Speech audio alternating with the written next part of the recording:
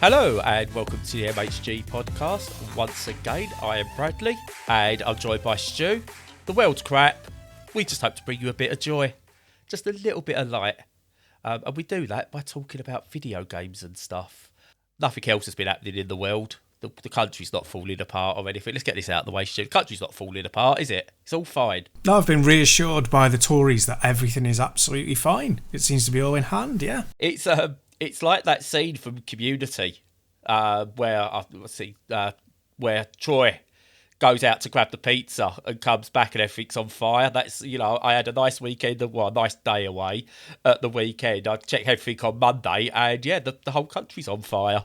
Yeah, it does bring to mind for me, kind of like when you think back to like World War II or whatever, and people. We was all there. Yeah. Yeah, and they're like thinking, well, how did people survive? What did they do? How come they weren't in terrible stress all the time? It's like, well, yeah, they were. All they did was just kind of do what they could and had fun where they could to try and get past the horrible situation. And I think, it's starting to feel like that for me. I feel beleaguered when I can do things like you said, have your day away, or like when I went on my holiday for a few days.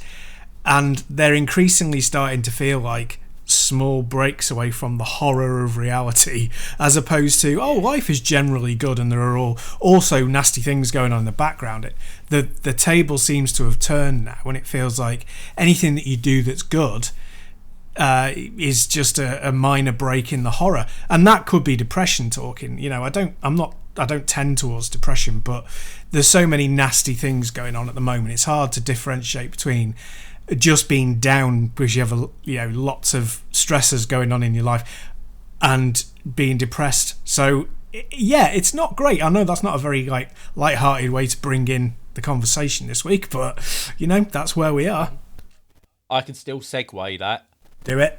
Because reality, yeah, it's dreadful at the moment, but we've always got virtual reality. And do you know what has virtual reality, Stu?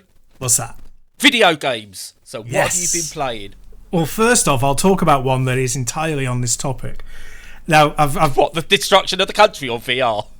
Kind of both. So I've been playing Cyberpunk 2077 on the Steam Deck. Ooh. And, it's a really good game. We talked about it at the time when it came out, and it's got, there's some horrible stuff about, CD Projekt Red, and there's problems with the game itself, and there's issues with the whole community around it, and there's all sorts of conversation points about this game. It's been a cultural minefield, but it remains a good game, and because it's Cyberpunk, it kind of brings you into that whole world of corporations run the world, people escape via drugs and via technology, and the world's gone to pot and all of this stuff, and it's actually very, very close to reality. And I always get surprised when people say, we're creeping towards this dystopian society. It's like, well, no, we actually live in a dystopian society at the moment. And it's really funny to see all the things reflected in Cyberpunk that are in the world at the moment, and it's kind of like, you kind of, if you want to really survive, you have to look towards the not non-standard, non-rat racy kind of stuff, and that's either treading the line. It's often being illegal, doing illegal things, or living in an illegal way.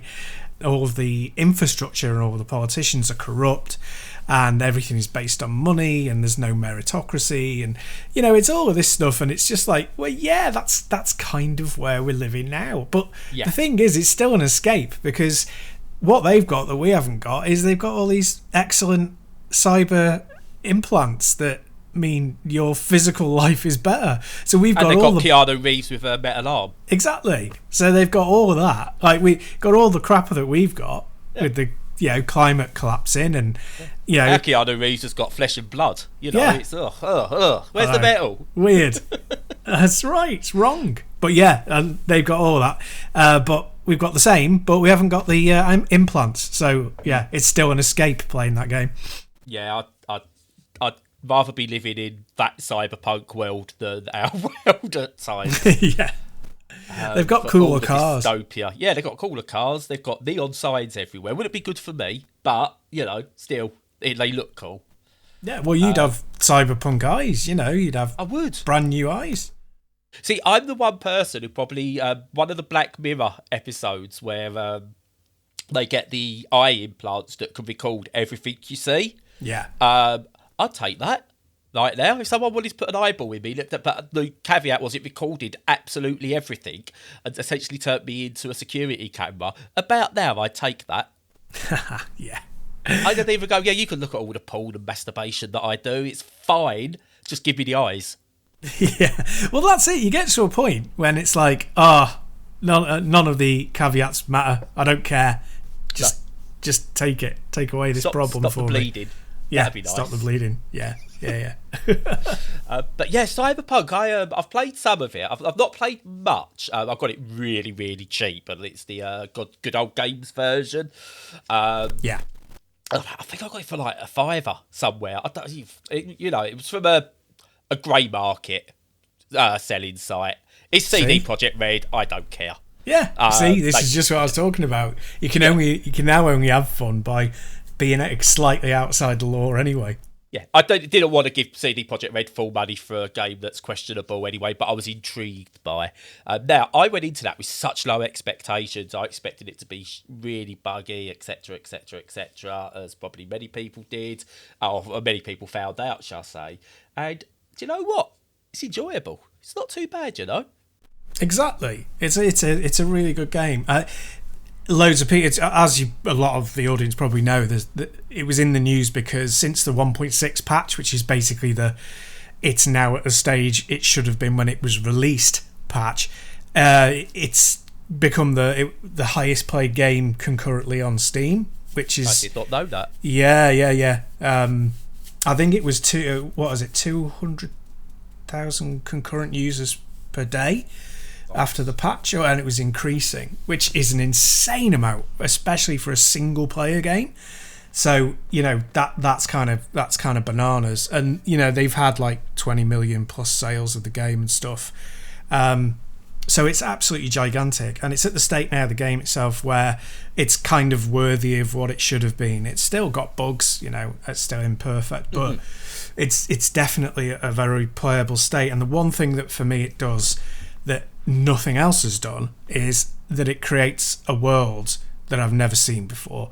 And having played games for 40 years, that is still really impressive. And there aren't very many that can take a genre and it's not doing something particularly new or transgressive or giving you entirely new things to do. So it's not like the first VR game, for example, but it's taking what's already there and it's a point of refinement that you don't want to go back from. So it's kind of like Super Mario 64. Even if that's not your favourite game, it's one of those milestones that, once you've breached that point, that's the new benchmark. And I feel the way it does it is by having a very handmade city. So it doesn't feel like a GTA style environment, which is there's a lot of copy paste, and of course you're talking now like a 10-year-old game or more, but it feels very handcrafted. The areas feel very distinct. You can navigate by sight. There's lots of different styles in there, so there are there's terrazas, there's nightclubs, but there's also industrial areas, and they don't just feel like they've been created in a SimCity style tool and then dropped in as into the first person perspective. Yeah. So I think that handcrafting is great, and then the other thing they've done to flesh it out is bring in all the character classes and character types from the tabletop role-playing game, so that the interactions you have in those different areas are very, very variable. So it's not like a fantasy game like Skyrim where it's a variation on, a merchant or a lord that you're speaking to. It's lots of different people in lots of different social classes, and what the outcomes they want from your interaction with them is very, very different. So whereas with Fallout, it feels like it could have been a mod of the Elder Scrolls. To a degree, whereas this, it feels. Whereas my thing was, it's going to be The Witcher in a cyberpunk world. It's not that at all. No, it's not at all. No, it's completely different. And The Witcher did loads of things that moved the genre forward as well. But I feel this does even more. And this isn't just writing a blank check for CD Projekt Red and saying everything they've done is amazing, because it's not. But when there's lots of stuff in the gameplay that's lacking, but simply for that realistic style of futuristic world alone, it deserves a lot of the plaudits it's getting. It does. A couple of points on that is, there's one I'll come to in a minute, because I'm still not sure how I feel about it and what direction it's going in. I'm not clever enough. But one thing, when a company, especially a big company, does something right, like CD Projekt Red have done with keeping up, trying to fix Cyberpunk, they need to be praised for that, because they need to realise if you do this, you are going to get the support. Now, that is not to then sweep under the carpet all the rubbish that has come before that, the crunch, the abusive practices, etc., etc. That cannot be ignored, and that does need talking about. It's the same way, like, if Ubisoft done something really good in terms of, for accessibility, that needs praising. Not, you don't ignore, they go, we forget all the abuse, but you can't say the good things don't matter because of the bad things. So you've got to get that balance right, and obviously call them out on their bullshit where possible.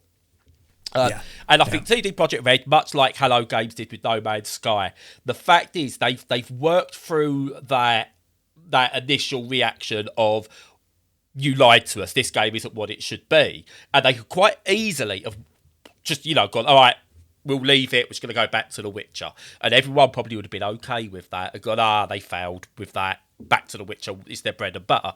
But they haven't, and that has to be respected from them. Yeah, completely. Yeah. And the other thing, I'm still not sure what I think about this. The character creator in Cyberpunk, I don't know what I think about it. Because it's the first time where it's really weird, because you can choose your genitals. And like your gender and everything, and intermix them, your voices, the lot. And you could become completely non-binary or trans or whatever you want in that game. And from what I've told, it doesn't affect the story. And I'm looking at it going, that's really good, because I could create myself, you could create yourself, someone else could create themselves, etc., etc., and it doesn't matter what genitals you've got. But they're also finding weird that why have they got a genital selector in there? That's just really weird. I've not come across any point where that should matter, but I get it being in there.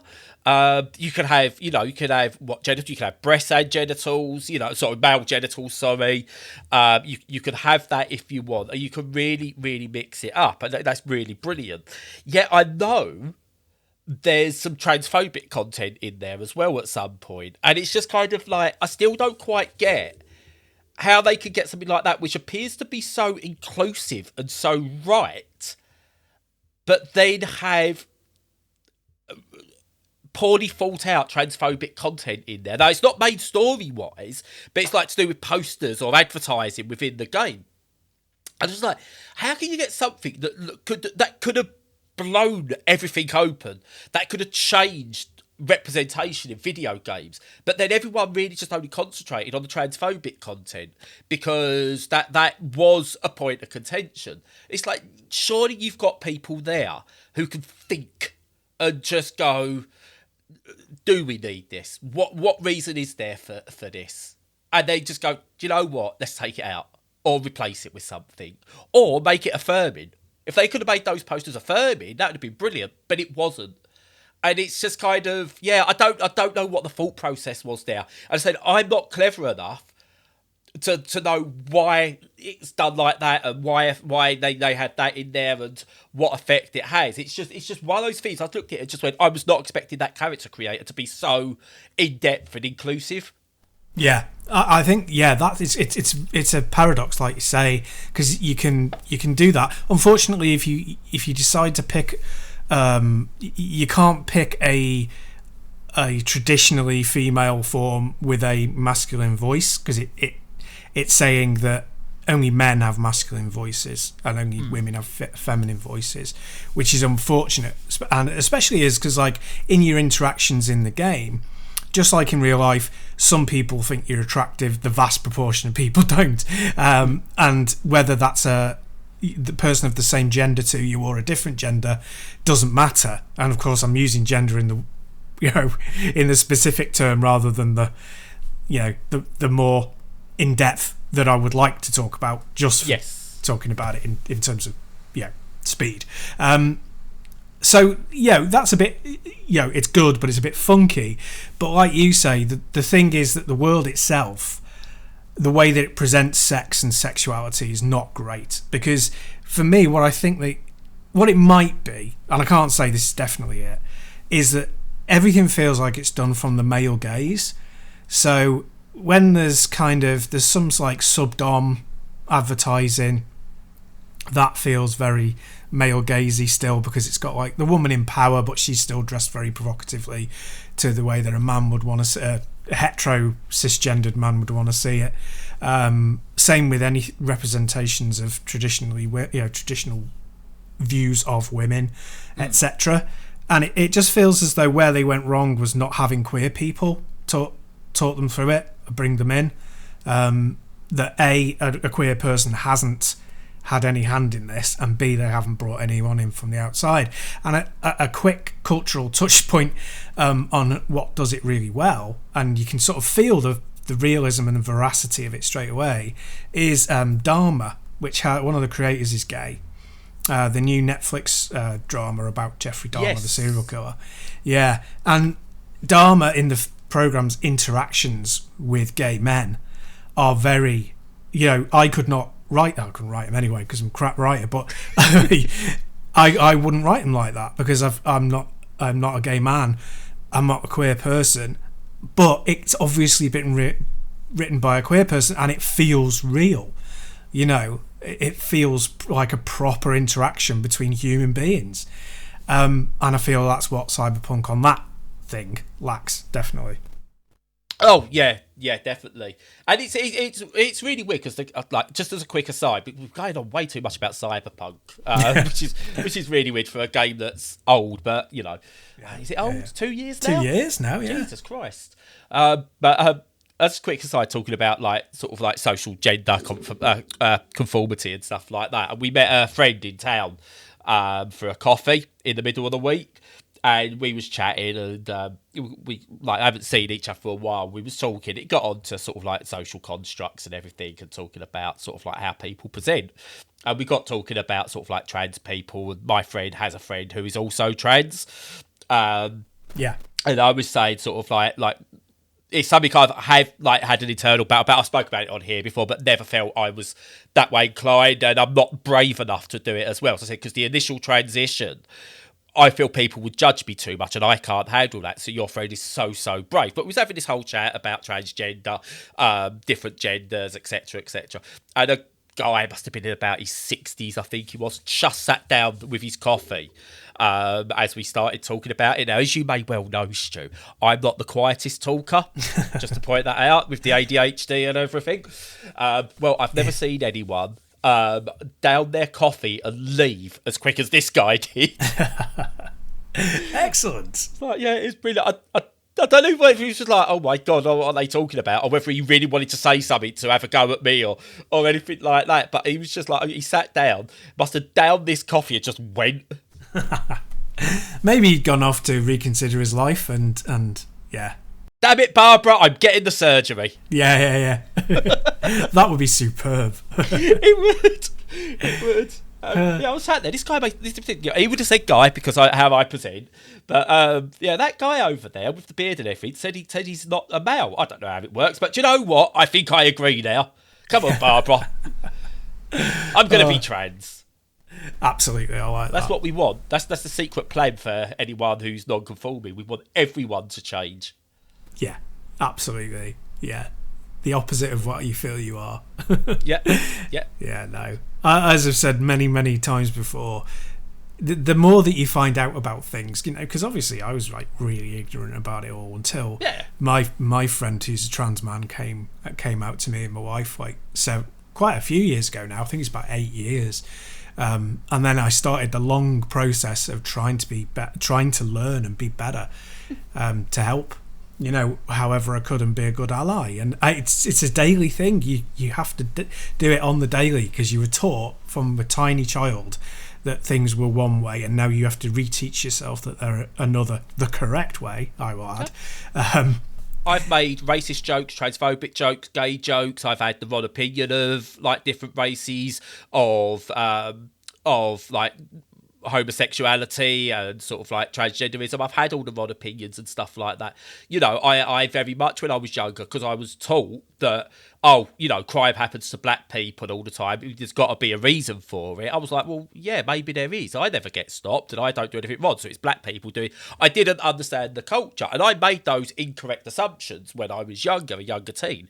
But I learned. I just went, oh, Jesus Christ, no, that's not right. We're always learning, and that it's okay to be wrong. That's what people don't seem to get. And I will use this. I hate using the word both sides, but on both sides of the divide, everyone's got to realise it's okay to be wrong. It's your reaction to being wrong that matters. Yeah, definitely. But yeah, that's the problem. But anyway. That's 20 minutes on a 2-year-old game. So, which maybe 5 minutes on the game itself. Yeah. So we'll clean up from that. Do you feel a segue coming, Stu? I do. I can sense it in my water. Yeah. When Brad says a particular sentence in a certain way, you know a segue's coming. So Totally. We're going to clean up from the Cyberpunk stuff. And I've been playing a game on the Steam Deck called Serial Cleaners. Not Serial Cleaner, which has been around for a good while. Serial Cleaners, where it's a top-down tactical stealth game where basically you need to go through and clean up murder crime scenes, essentially, for the mob. First one was okay. It was kind of alright. I wasn't very good at it, but it was fine. And this new one's kind of taken everything that was good about the original Serial Cleaner, rather. And improved on it. So what you've got here is a top-down style, isometric action stealth game whereby, you've got to go and inspect and clean up murder scenes for the mob. It's set in 1990s New York. And basically, you go through, you have to do all the things in different buildings and get out without being seen. So the police might be around and you've got to try and avoid the police, other mobsters, etc., etc., etc. You've got 4 characters to choose from, and they've got their own style. So one is definitely more stealthy. One's like a computer hacker, but they've really lent into the 90s computer hacking, which is really good. So it works. Like, they're talking sort of like a lot of 90s computer talk that people just don't get. And I think, like, what the hell are you talking about, you crazy person? These young people are just weird. And stuff like that. And it's an interesting game. It's not perfect. It's got some dodgy AI at times, but, it's fine. But you do things like, if you like find a body, you have to like drag a body to somewhere, but it leaves blood trails. You then have to go back and clean the blood trails. And it literally does it on the nose sometimes. So, like, to clean up the blood, you will use a vacuum cleaner, which I find really cool. Nice. But yeah, it's, you could. I've played it in a few different ways. You could like really be a ghost in it if you want, or you could just go screw it, action game all the way. Which, like, kill everything in sight and clean up after yourself. So there's all those, and the characters all feel really unique and everything like that. And it definitely reminded me of the 90s in its tone and everything. And I just really enjoyed it. It's not perfect. Honestly, I'm not going to go to, everyone's going to love this game. It's quite gory in places as well. It's over the top in places. And then it's kind of subtle in other places. It's kind of not quite sure what it wants to be in terms of tone, but it works at the same time. And honestly, yeah, it's a interesting game that I'm enjoying. Not brilliant in terms of like, it's just like, oh my god, this is going to live with me. I'm just enjoying it, which is good. Cool. Yeah. No, it certainly looks like something that I'd be quite interested in. It's a good idea. So, how much more does it bring to the table than the original? Because this is a direct sequel to the first one, yeah. Do you know what? I can't remember. I didn't play enough of the first one to get through to the end. Yeah. So I couldn't tell you. But I'll say maybe. I mean, in terms of what the main game style is, yes. Aesthetically, it's very different as well. Like the first one is like almost like paper crafty in terms of its visuals. Yeah. Whereas this is more realistic in terms of its visuals, but still stylized. So I don't think it does follow on. I don't think there's any story follow on or anything. And I will admit the story in both are a bit, it's a means to an end. And just looking now, the first one was set in the 70s America. This one's like 90s, so definitely not a straight follow on. Might be some Easter eggs. I don't know. But to gameplay wise, it's very similar, but it opens up more. It's a lot more fun. The first serial cleaner was very much, this is how you play it. And it got frustrating at points. Whereas this is a lot more, this is the ideal way of playing it, but you go be you. Yeah. No, it looks really good. I've put it on the wish list. So, yeah, no, it's definitely one I want to check out. So, is it run well on the deck? Oh yeah. Yeah, definitely. I forgot I was playing it on Steam Deck. I don't know if it's verified or anything like that, but do you know, sometimes you play a game on the Steam Deck, you go, right, I know this is a slightly butchered experience. Yeah. This, no, not at all. I don't think it's verified, but it plays absolutely brilliantly from start to nearly finish where I am. I'm a few hours in, but I'm not quite finished yet. Yeah. But yeah, it runs really well and fun enough experience. 20 quid fun? I don't know.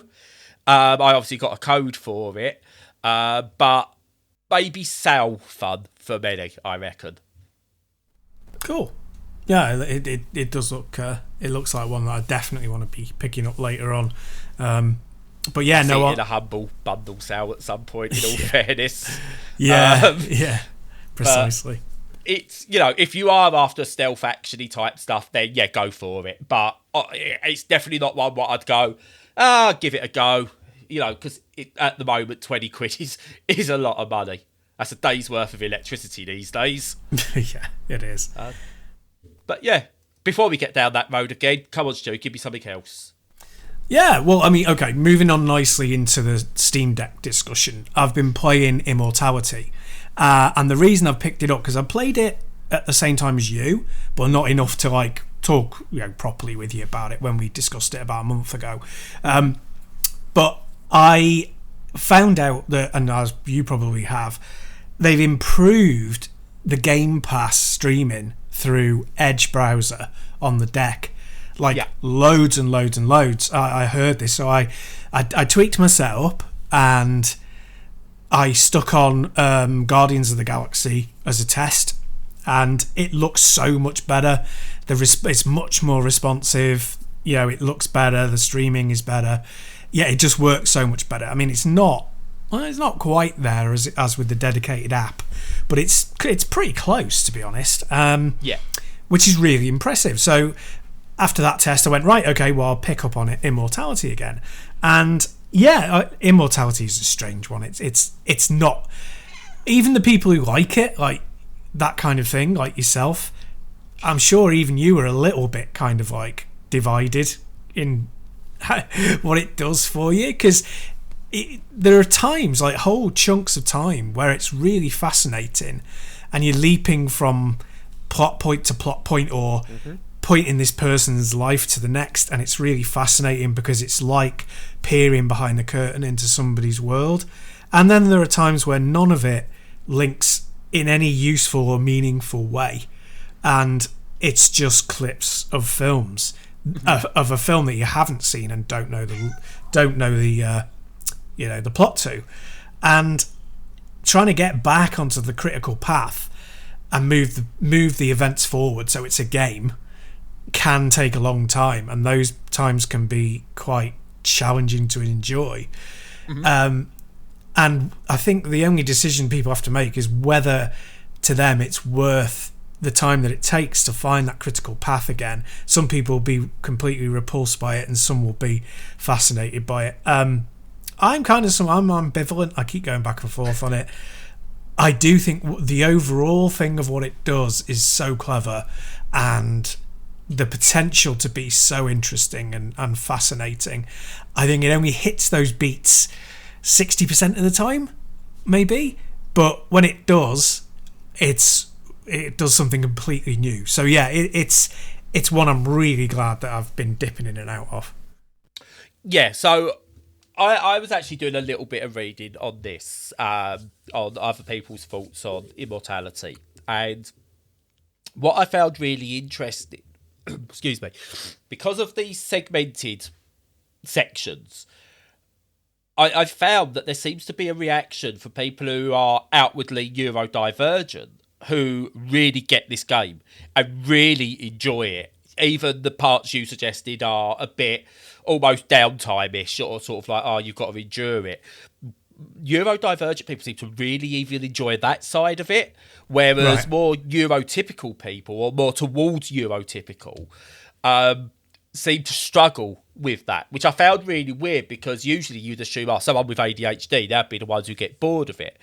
But I think it's almost a TikTok kind of thing, where everything's short enough and gets you to the next thing quite quickly. Because even if you're watching a clip, if you're like, this is nothing and I'm bored, you can just click on something and move on, and then go back to it and stuff like that. So you can kind of aimlessly go through it if you want to. Yeah. So I think it scratches a certain itch for a certain type of person. And obviously, I'm one of those people. But I think I found people who are like, especially people like, I need my traditional gameplay, I need a start and an end with a middle that paces like this, are just really not understanding it, not getting it. And there's other people like yourself who are going, I get it, I really do get it, it's not quite for me in all the places. Yes, and it's going to affect loads of people in those different ways. And I think some of it will be, a lot of it will be like what you said, that different personality types and stuff is going to approach it in a different way, but also on a much more kind of spin of the dice way. There'll be some people who just, when they start it, don't happen upon any like pattern or path soon enough to register and gain their interest, and that will put them off. And I'm not sure if there's a way to do it without like stepping on people's individuality and way that they can approach the game. I think the intro with the interviews are really good, because they set a sort of tone without going, this is going to be the tone for the entire game, and they're a good walk into the mystery. Yes. But yeah, I don't know, maybe a guided mode might be useful for people or something, or I don't know. But so what Sam Barlow's other games had that this doesn't, they were still sort of like, look, I'm just going to throw you into this experience and you've got to work it out. Both Telling Lies and Her Story done that. But they had actual systems in place. So like Telling Lies, you was doing via a computer screen, and you kind of, Her Story, you was almost using like a police bit of software to put together interviews and stuff like that, and sort of scrub through different interview tapes. But they had an interface there, whereas this doesn't really, at the start, have an interface for you. You get told what the buttons are, the controls, briefly enough, but it doesn't go, these are why you use these. And Sam Barlow doesn't give you any direction. That's not something he does in his games, and I know that. And I was expecting no direction. It's just like, right, I'll just go through until I find a point where I'm happy enough that, right, this is where I think this game is going. But I think a lot of people who have never played Sam Barlow games, now you was probably a little bit aware of what to expect, having played Her Story before. Yeah.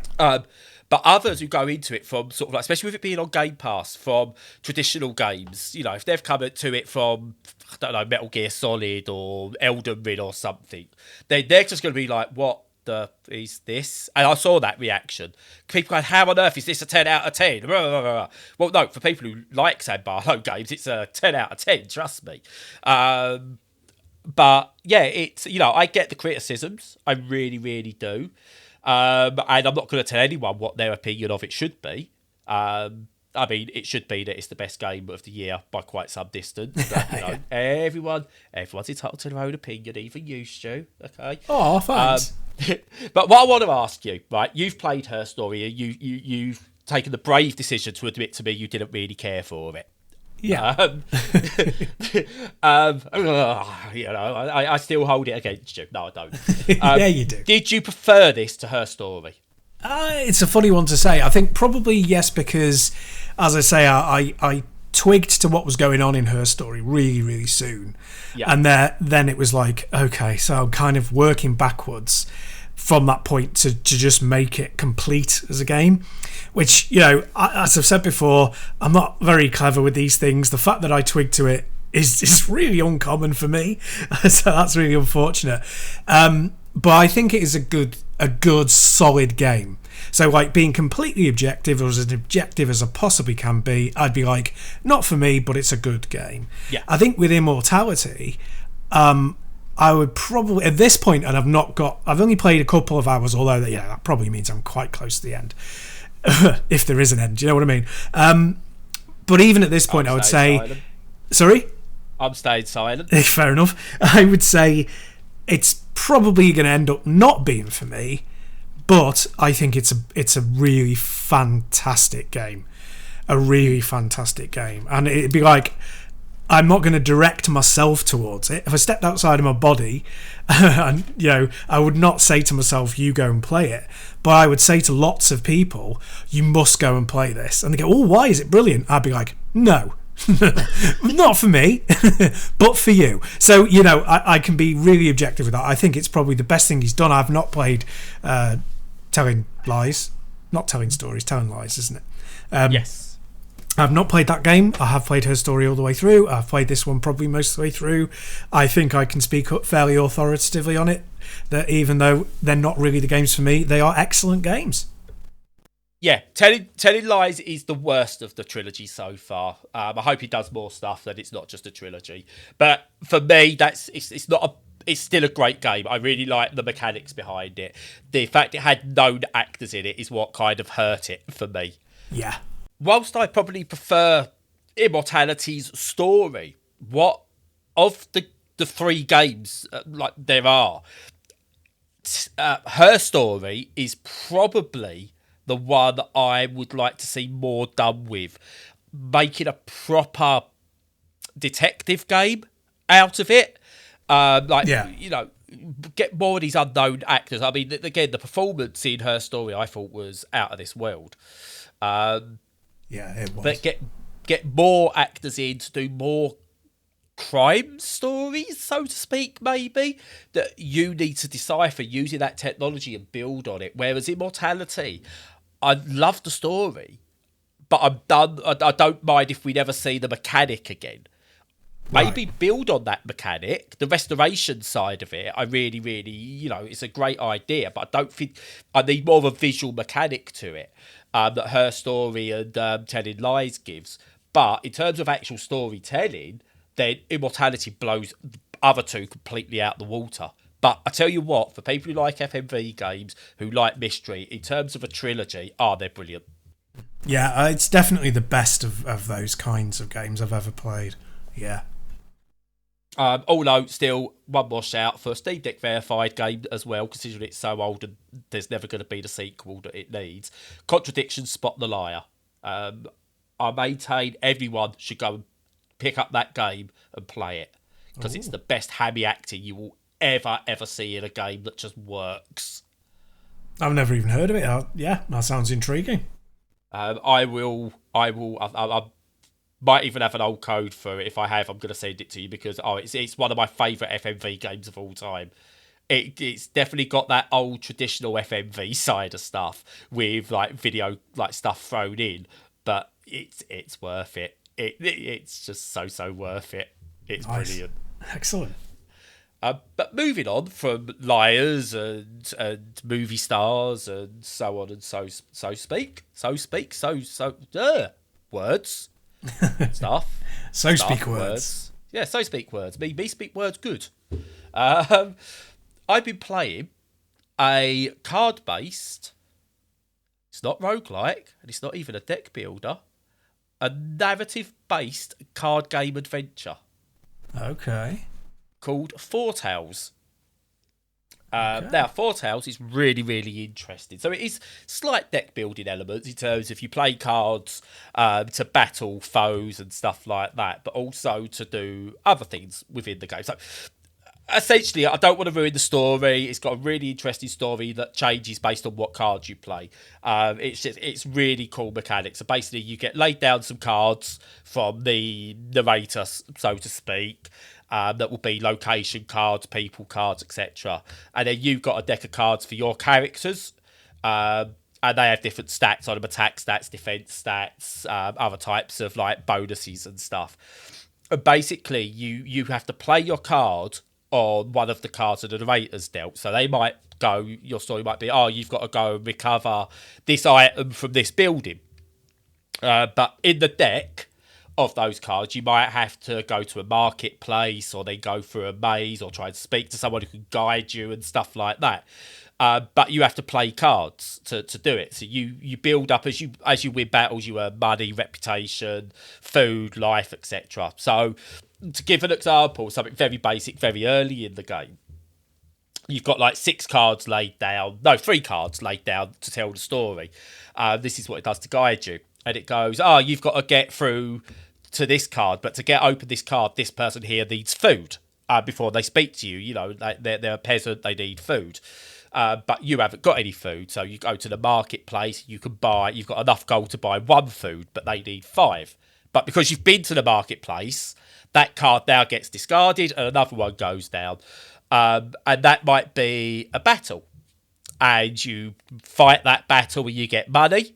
And you've then got, obviously great, you've got a bit of money, so if there's a marketplace come back up, you go buy more food, or you get another card that might allow you to go do something and use another stats card you might have to lay it down and go, look, if we don't fight, look, we'll let you go and you give me the food. You build up enough, you get the food to give this person, and they give you the information you need to close out that bit of the story and move on to the next. Honestly, it makes sense as you're playing it. Me trying to describe it, it doesn't. Gotcha. But it's just a really, really cool narrative game based around cards. It's very, I suppose the only thing I could say it's like is like a bit Dungeons and Dragons in terms of how the story's structured and what you do means something.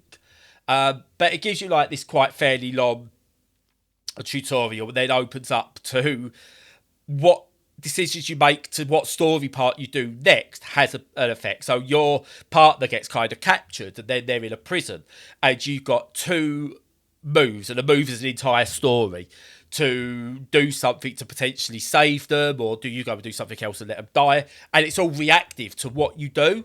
Again, I'm a few hours into it and I feel like I've barely scratched the surface. It feels like, you know, Dungeons and Dragons board gamey type thing, but the narration of it works really well. There's tons of character to it. The voiceovers are done really well. It's like the art on the cards is beautiful. It feels unique in so many ways. And the turn-based combat is intelligent enough but simple enough that it doesn't get away in the story, but doesn't feel like it's there just for the sake of it. You feel you have got to think and make the right decisions.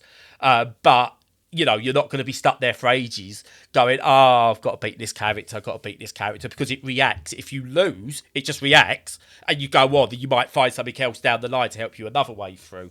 And it's just built up really, really well, and it's such a clever game. Really, really enjoying it. Nice. Yeah, sounds good. So a simple, not a simple twist, but yeah, a little more of an intelligent twist on stuff, by the sounds of it. Make it a bit more story-wise. Yeah. Oh, yeah, definitely. And again, anyone who's into sort of like RPGs, like traditional RPGs, not video gamey RPGs, card games, deck building, anything like that, it's just over 15 quid, but you are going to get that value from it if this is the sort of thing, any of those sort of genres, sort of thing you're into. I think you're going to get something from this. And yeah, I'm just really enjoying the hell out of it. Cool. Oh, good stuff. But that's it for games for me, really, at the moment. I've been playing a little bit of Snooker 19 and other pool games. I might talk about that next week because I've just kind of gone through one of those. I've got to play every single pool game that I own. Yeah, well, why not, eh? I like them. I really enjoyed, what was it on the Amiga, the pool game, Arcade Pool. I enjoyed Arcade Pool way back in the day, even though that was... my first ones were Jimmy White's Well Win Snooker. Yeah. On the Spectrum, so I'm not even the good version. How did you know what colour the balls were? I still don't know, so, it's, however I did it, it stood me good test for today. Good. And then on the Mega Drive, probably Super Side Pockets. Oh, yeah, I never played that. I heard of it. I played a PC Engine one. I can't remember which one it was. I'll look it up in a minute, but... yeah, no, I never played the Mega Drive one. Was it good? Yeah, I loved it. It's the one that really got me into I want to say Virtual Pool, but Virtual Pool's actually a game. Yeah, that's video the one game into it. pool. But yeah, but video game pool is what really got me into it. It got me to understand that there's more than just the one you play down the pub with like a missing yellow ball, a battered cue, a ripped up table, and you red and yellow, and that's it. Yeah. I realised that wasn't it. 9-ball. I became obsessed with 9-ball pool. Absolutely love that stuff. But we'll talk more next week. Otherwise, it's going to be a hell of a diversion. Indeed.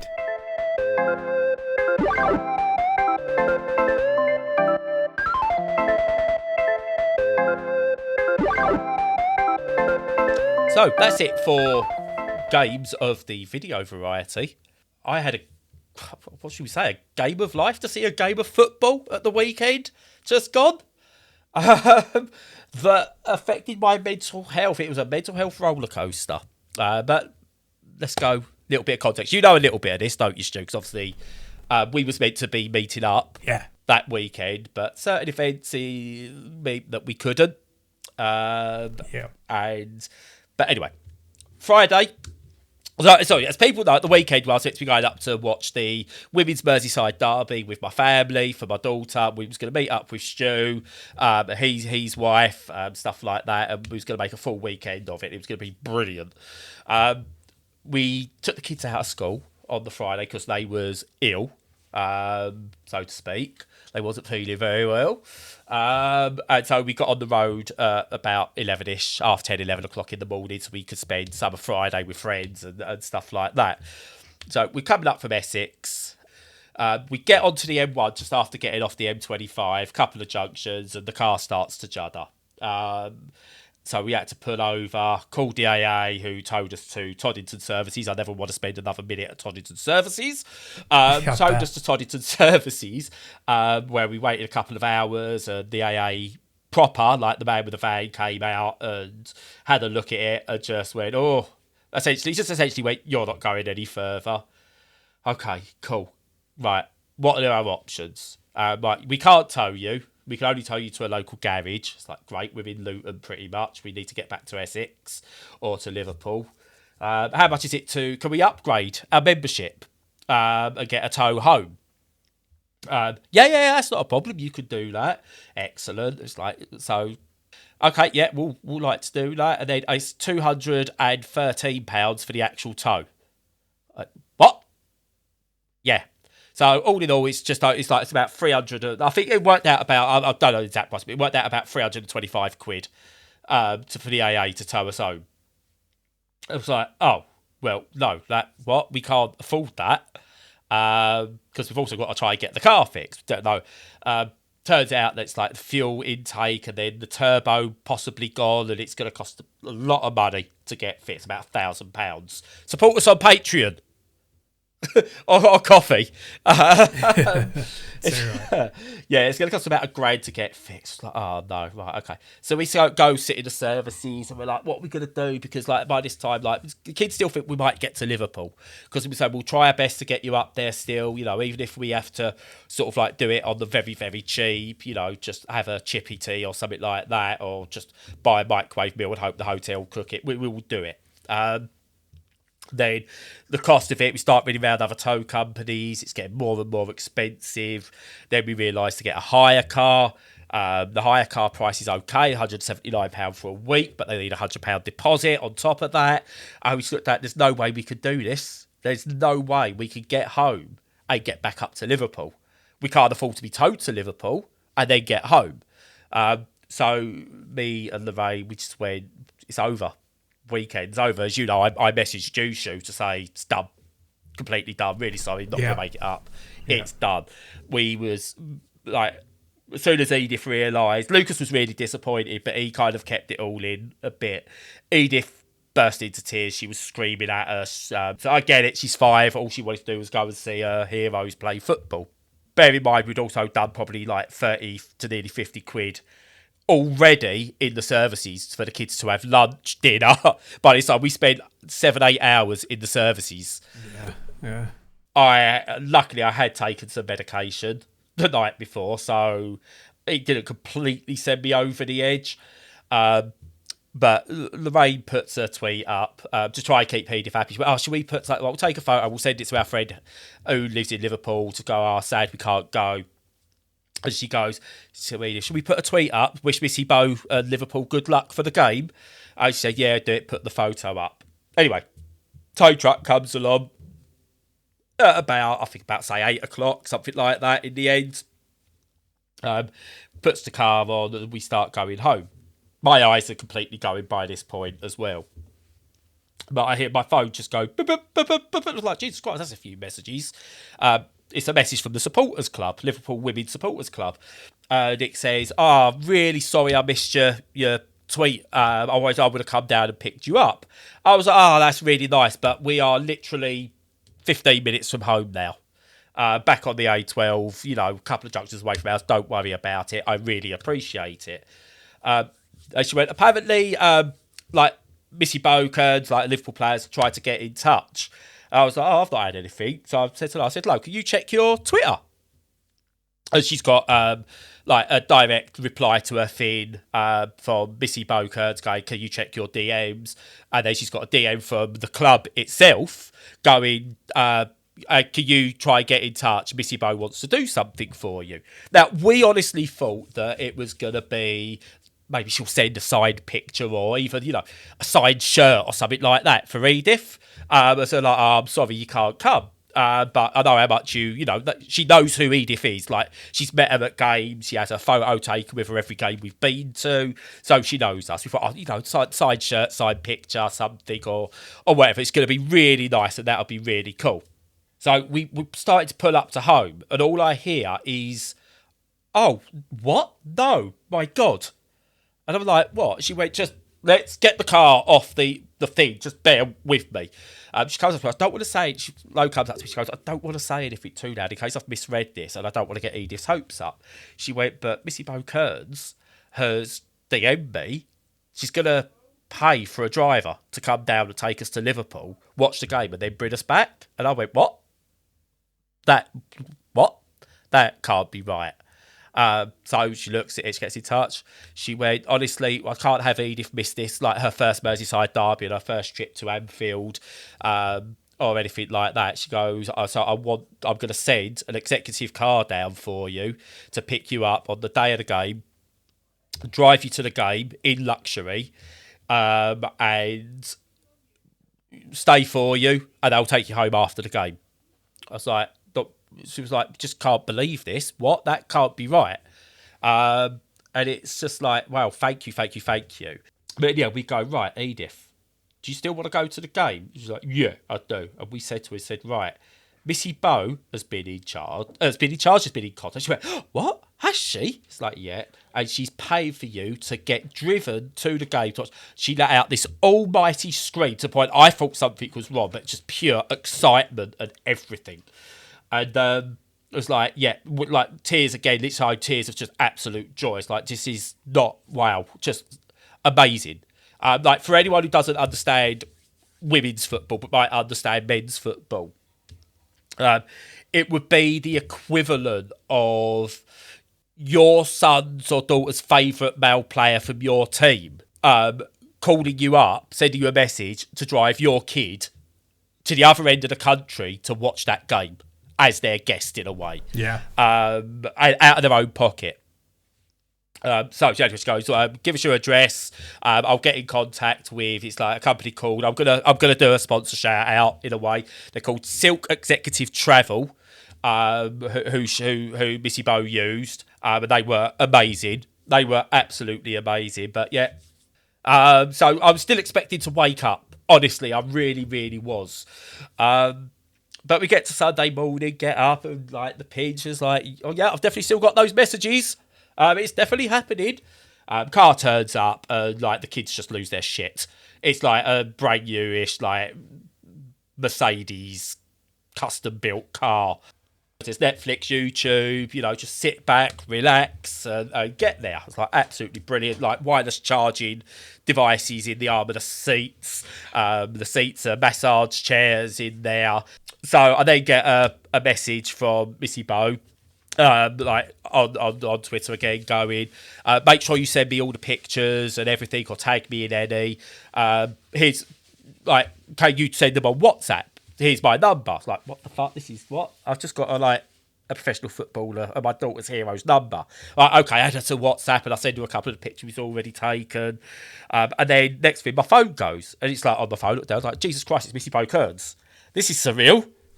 This is not right whatsoever. So I answer it on things. She's like, "Hey, Div, hello, how are you? You're looking forward to it." And it's like, yeah, like you, like, please make sure you're having whatever the car's got. You're watching films. Yeah, we are. Can't wait. Thank you so much. Thank you. To a point where I think she's going, just stop with the thank yous, please. I get it.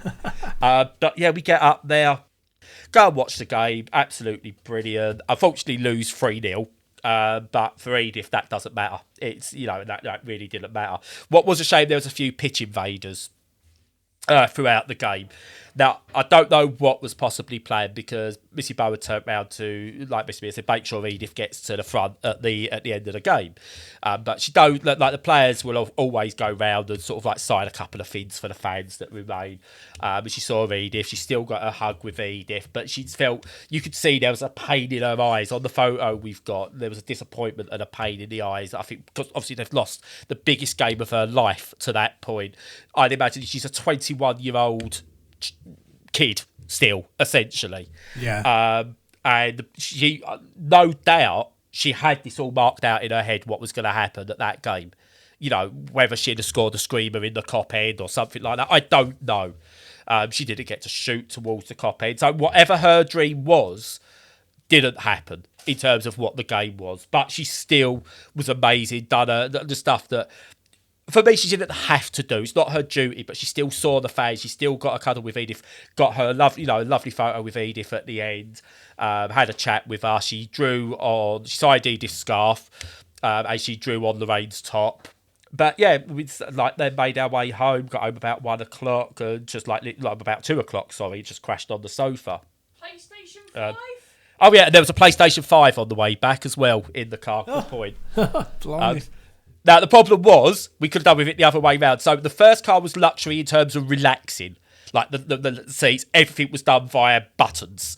Honestly, it was brilliant. The car on the way back had the relaxation seats of it, but you kind of like, you had to like levers and stuff like that. Right. Slubbing it on the way back.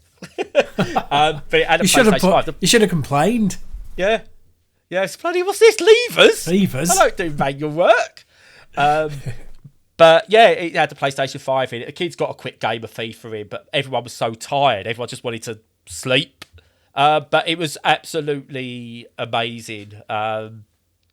I've put on Twitter, people, if they want to see, can see what I've put on Twitter and what I've said to Missy Bo. Like, the disappointment of losing the game matters not, I said, because this stuff doesn't happen to us. The first part of the weekend happens to us all the time. Yeah. We are generally, I'm unlucky Alf, essentially, from the Fast Show. Yeah. But the second part doesn't happen to us, regardless of the result.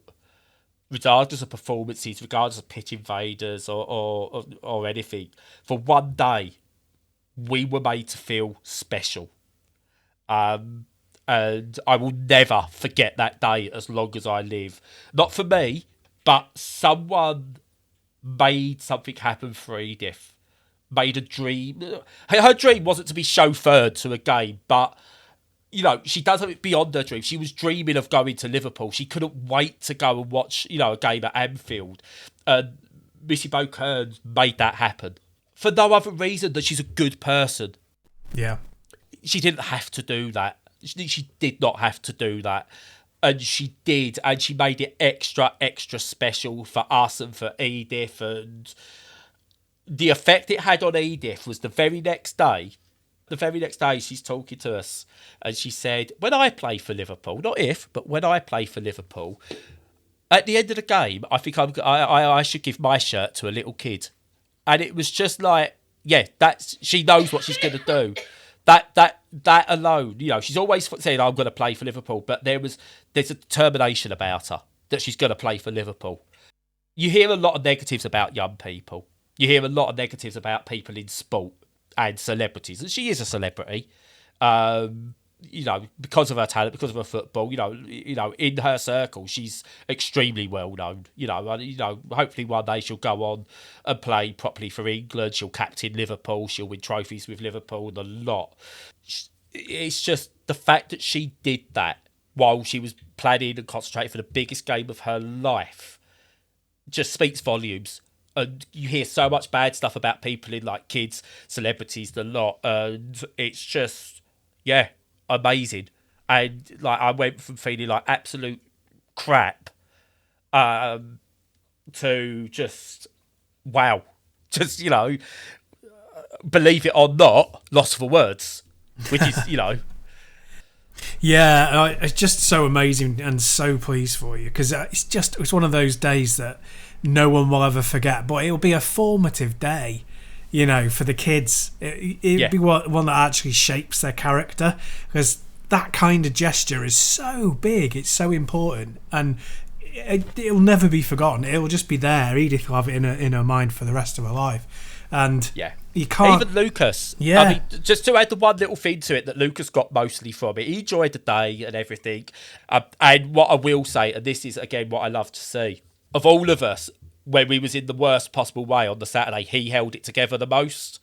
He kept Edith entertained. He bought her dinner and everything. Like we ended up giving the money back, but I said to him, he gained out of it because I said, look, tell you what, don't know what money we'll have, but I will guarantee you I will buy you FIFA for release day because you've earned it. You've absolutely earned it for what you did. So he got out of it, but he showed something that showed me whatever he does, he will make it. He will be okay. Because he can, when he needs to, show maturity beyond his age, despite not being a horrible dickhead of a teenager most of the time. He showed maturity beyond his age when we needed him the most. And it's just, absolutely beautiful. And even though we can't afford it, we rewarded him. 70 quid for a game, Stu. It's ridiculous. Bloody hell, that's crazy. And he got a pair of old man slippers from Morrison's. Nice. Did he want them, yeah? Apparently so. They was reduced to $4.50. So, he wanted them. Nice.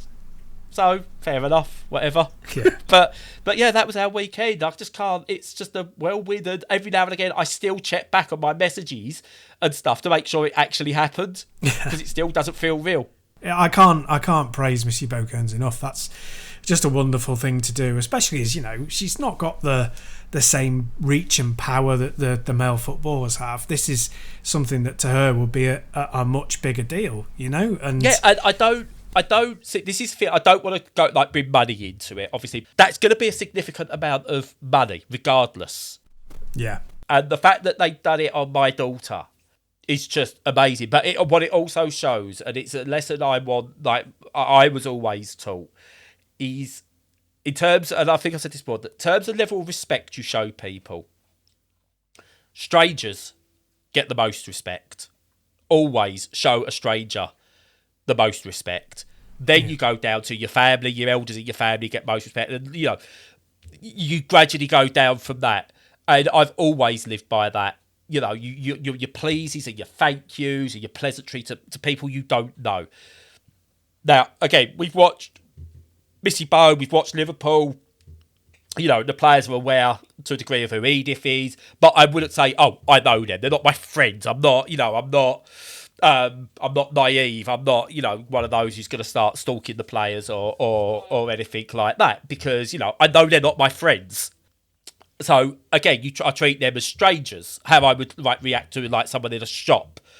But so always that pleasantry, you know, I'm not saying be pleasant to people because you'll get something from it, but be pleasant to people because people are inherently good. With this, I will pay it forward. I don't know how I can pay it forward. You know, obviously I can't match that, but I will pay it forward down the line. Not because it makes us feel good, because it's the right thing to do. Yeah. You know, obviously the right thing to do would be to give them somewhere to live. We don't have that kind of clout or money. That's on the government, but we won't go down that road. But what I could do within my means is a hot sausage roll, a bag of crisps, a meal deal, whatever. You know, we could do that. Not for every single homeless person, because there are lots and it's growing. But when we are in a position where, we're just about to go into Mackey's or we're just about to go into the supermarket, there is a homeless person there, we'll go, right, let's get them something. Because these are human beings. That's maybe how we pay it forward. And maybe this is our reward for doing that kind of stuff.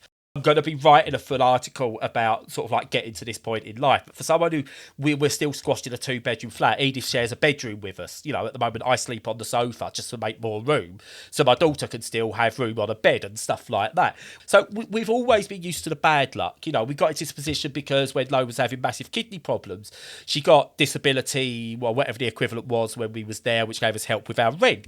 Then they decided, because she went to the interview to have a check-up, that was good enough for them to stop it and say, well, you never needed it and we'll take back all our money, which led us to get into debt. We couldn't afford our council tax, we could barely afford our rent, we ended up having to move, etc., and it all builds up and it all just gets worse. And you know, you just go, nothing ever good's going to happen to me, and then this happens, and it's one day out of however many thousand shit days we've had.